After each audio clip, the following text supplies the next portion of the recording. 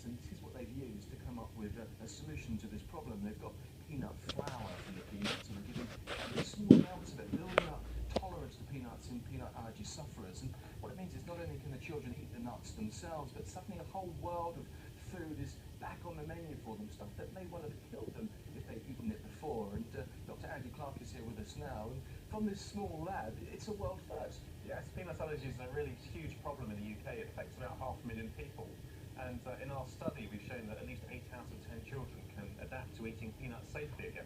It's a bit like an immunisation. You've given them the ability to eat peanuts. That's right. We give them a really tiny amount to start off with, such that it doesn't cause a problem, and then over 3 or 4 months we build up, so that by the end of it, they can eat peanuts every day and not have to worry about checking labels, and this improves their quality of life. And by doing it, I mean, it sounds quite simple, Andy, but I wonder whether you should be doing this at home, trying it for yourselves. Absolutely not. This requires a large degree of specialist oversight, and it would be very risky to do at home, so you mustn't. But the patients you've had, it's changed their lives. Yes.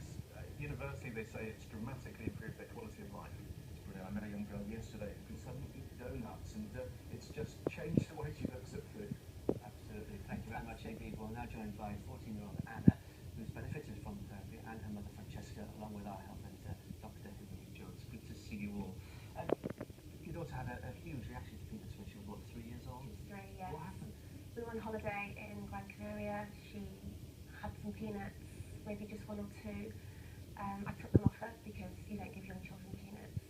And she began to swell quite quickly afterwards. Breathing became quite laboured, and she was complaining of hearing loss. We had to rush her to clinic to be treated, and then on to Las Palmas, where she was treated by doctors there. It was all quite dramatic. So you've had to live with this for the last 14 years. What's it like living with a peanut allergy day in, day out? It's really, really difficult because you can't eat everything you want to eat. You can't go out without the worry of having a reaction.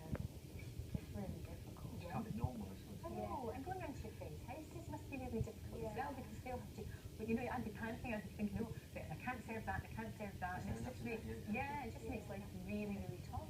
So what's it like now?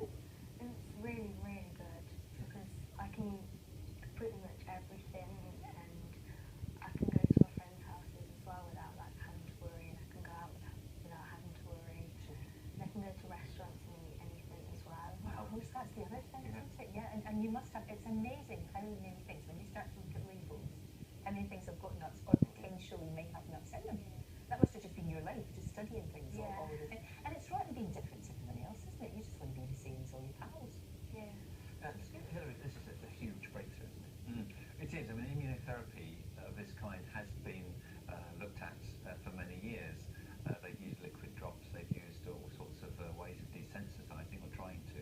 But this is the largest trial of its kind and the most successful, dramatically successful, with an 84% success rate without really any safety issues. Only 1 out of 99 children had a reaction, and that was easily dealt with. But interestingly, part of Anna's ongoing treatment with the desensitizers, she has to have 5 peanuts a day now to keep the desensitization. Whether you want to or not. What do you have them for breakfast?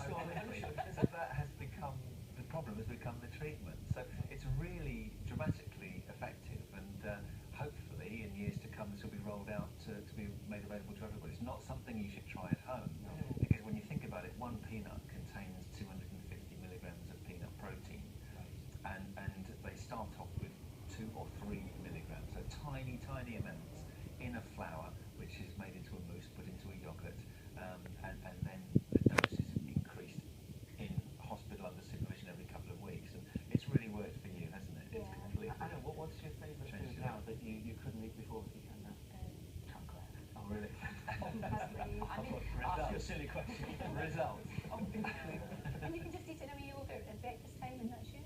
Well, I have it after school. Oh, that's really good. It's and then I just have the 5 peanuts, like whole peanuts, and then it's good. Brilliant, I'm glad to hear it. It's a really exciting breakthrough. You took her in EpiPen. Yeah. Just in case, just to be on the safe That's been a way of life for years, hasn't it?